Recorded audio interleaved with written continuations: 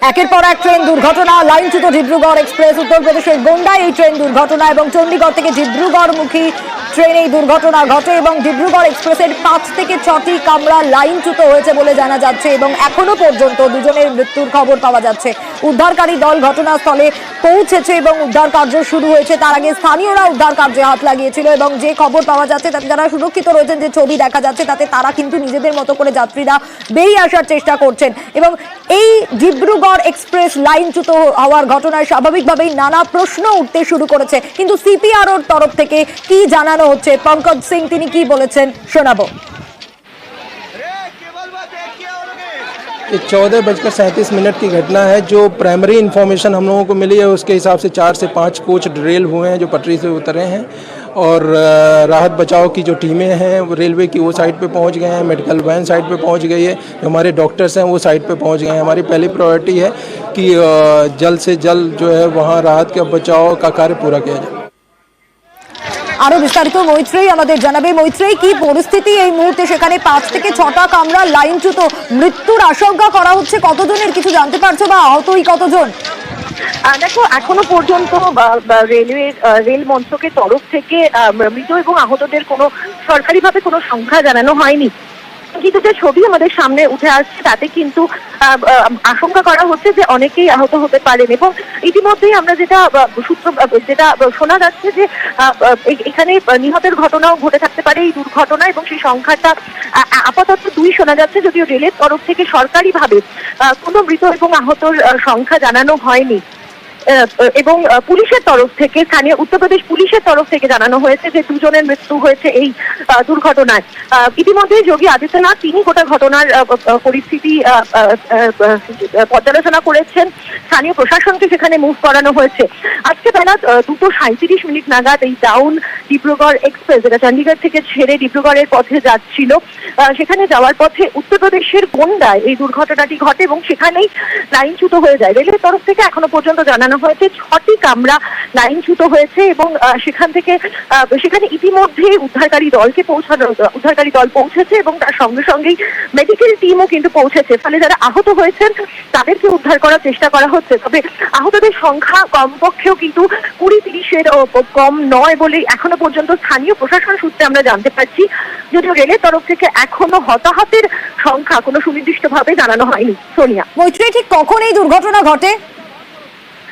আমি যেমনটা বললাম যে 2:37 নাগাদ, যখন চণ্ডীগড় থেকে 2:37 নাগাদ 15904 ডাউন চণ্ডীগড় ডিব্রুগড় এক্সপ্রেস সেটি ডিব্রুগড়ের পথে যাচ্ছিল, সেই সময় উত্তরপ্রদেশের গোন্ডার কাছে, এটি লখনৌ ডিভিশনের আন্ডারে পড়ে এবং সেই গোন্ডার কাছে এই দুর্ঘটনাটি ঘটে এবং তখনই একের পর এক কামরা লাইনচ্যুত হয়ে যায়। কি কারণে লাইনচ্যুত হয় কামরাগুলি সে বিষয়ে কিন্তু এখনো কোনো পরিষ্কার তথ্য পাওয়া যায়নি।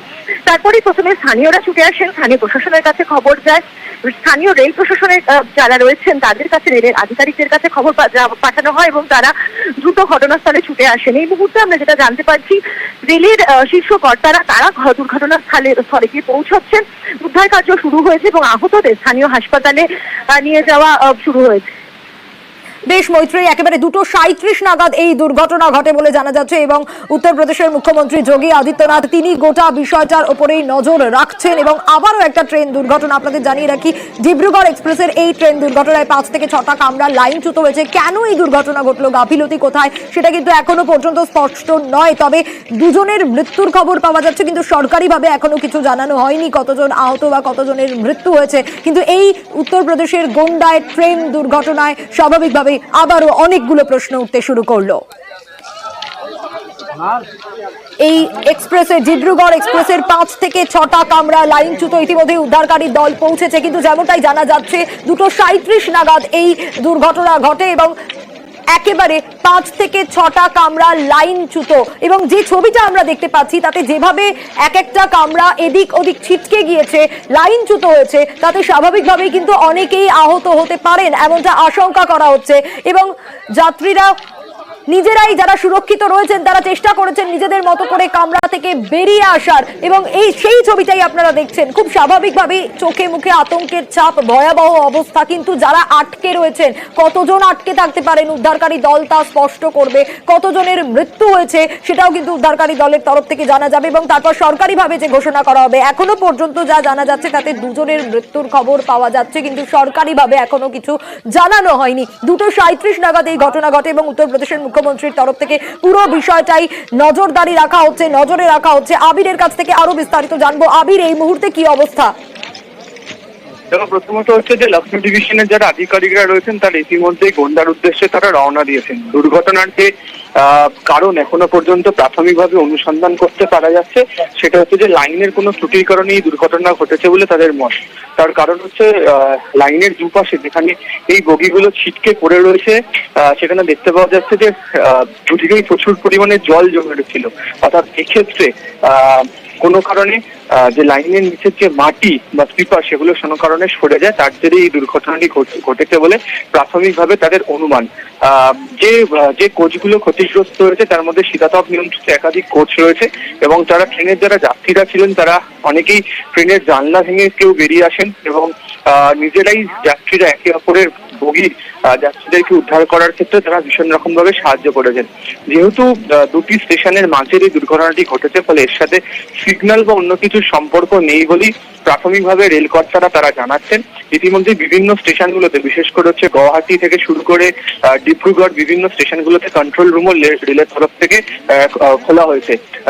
যে সমস্ত কোচগুলি লাইনচ্যুত হয়েছে তার মধ্যে বেশ কতগুলি কোচ রয়েছে যেগুলো এসি কোচ, যেগুলো ভীষণ রকম ভাবে ক্ষতিগ্রস্ত। ফলে সেখানে যে সমস্ত যাত্রীরা ছিলেন তাদেরই আঘাত পাওয়ার সম্ভাবনা সব থেকে বেশি। তবে আমরা শুরু থেকে যেটা বলছি যে এই দুর্ঘটনাতে একটা কারণে ভীষণ রকম ভাবে তারা রক্ষা হচ্ছেন যাত্রীরা। তার কারণ হচ্ছে যে এসি কোচগুলো দুর্ঘটনাগ্রস্ত হয়েছে বলে দেখতে পাওয়া যাচ্ছে সেগুলো হচ্ছে সব এলএইচবি কোচ হওয়ার কারণে একের উপরে অপর বগি উঠে যায়নি, দুধারে ছিটকে পড়েছে। তার জেরে অনেকটা হলো মানে বিপদ থেকে যাত্রীরা রক্ষা পেয়েছেন, এমনটাই রেল আধিকারিকদের বক্তব্য। আবির, স্বাভাবিকভাবে আরো একবার এই প্রশ্নটা জানতে চাইবো। খুব স্বাভাবিকভাবে এই প্রশ্নগুলো উঠছে। একদিকে তো সাধারণ মানুষ বা যাত্রীরা এই মুহূর্তে ভয় পেতে শুরু করেছেন, একের পর এক ট্রেন দুর্ঘটনা, গাফিলতি কোথায়, কি কারণে এই ঘটনা? তার থেকে বড় প্রশ্ন যে যাত্রীর সুরক্ষা।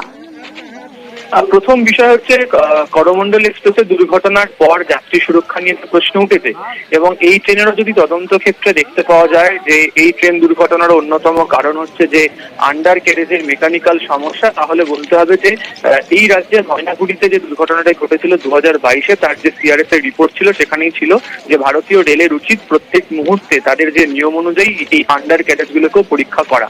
তার কারণ আমি তোমাকে আবারও বলছি যে যেখানে দুর্ঘটনাটি ঘটেছে সেটি দুটি স্টেশনের মধ্যবর্তী জায়গাকার দুর্ঘটনা। ফলে এক্ষেত্রে দাঁড়িয়ে এই দুর্ঘটনার কারণে লাইনের ত্রুটি বা আন্ডার ক্যারেজের সমস্যা এই দুটি তদন্তের ক্ষেত্রে উঠে আসতে পারে। ফলে সেক্ষেত্রে দাঁড়িয়ে ভারতীয় রেলের যে যথাযথভাবে সংযোগ এবং সমন্বয়ের অভাব, এবং বহু ক্ষেত্রে দাঁড়িয়ে তারা যে দায়িত্ব রাখছেন সেটা স্পষ্ট হচ্ছে।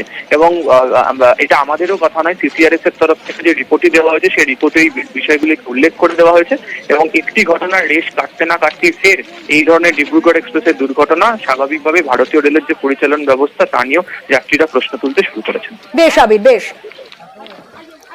লাইনচ্যুত ডিব্রুগড় এক্সপ্রেস একটা গ্রাফিক্যাল প্রেজেন্টেশন আপনাদের দেখাবো, যে গ্রাফিক্যাল প্রেজেন্টেশনের মাধ্যমে আপনাদের বোঝানোর চেষ্টা করবো যে কিভাবে এই দুর্ঘটনা ঘটলো। একেবারে Gonda station, train number 15904 Chandigarh Dibrugarh express, এবং সেই এক্সপ্রেস কিন্তু একেবারে গোন্ডার কাছাকাছি দুটি স্টেশনের মাঝেই এইভাবে দুর্ঘটনা ঘটে, এবং 5 থেকে 6টা কামরা একেবারে লাইনচ্যুত হয়ে যায় এবং এদিক ওদিক ছিটকে পড়ে। সেই ছবিটাই আপনাদের দেখাচ্ছি, এবং খুব স্বাভাবিকভাবে ভয়াবহ পরিস্থিতি তৈরি হয়। কিন্তু কেন এই দুর্ঘটনা ঘটলো তা কিন্তু এখনো স্পষ্ট নয়। কোথায় গাফিলতি, কিন্তু ঠিক কিভাবে এই দুর্ঘটনা ঘটলো আপনাদের দেখাচ্ছি, কিভাবে একের পর এক বগি লাইনচ্যুত হতে শুরু করে।